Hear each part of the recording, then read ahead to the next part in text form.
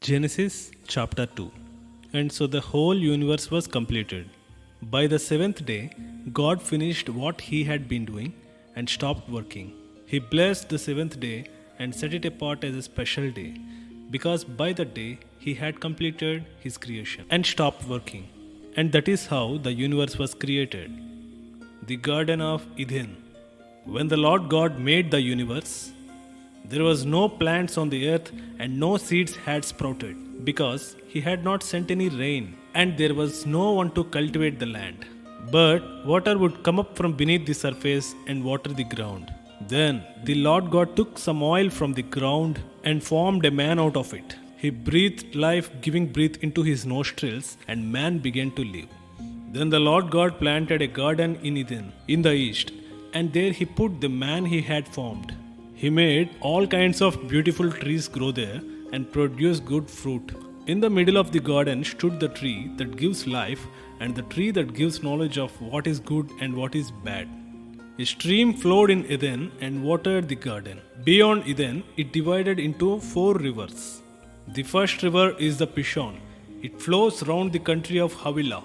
Pure gold is found there, and also rare perfume and precious stones. The second river is the Gihon.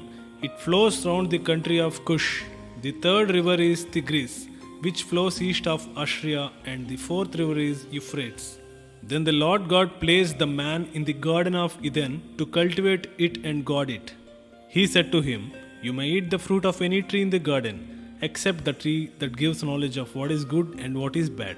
You must not eat the fruit of the tree. If you do, you will die the same day." Then the Lord God said, "It is not good for the man to live alone. I will make a suitable companion to help him." So he took some oil from the ground and formed all the animals and all the birds. Then he brought them to the man to see what he would name them, and that is how they all got their names. So the man named all the birds and all the animals, but not one of them was a suitable companion to help him.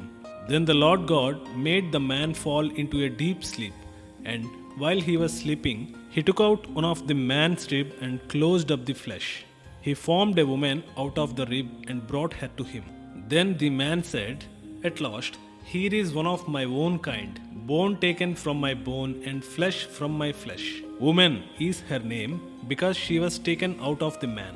That is why a man leaves his father and mother and is united with his wife, and they become one."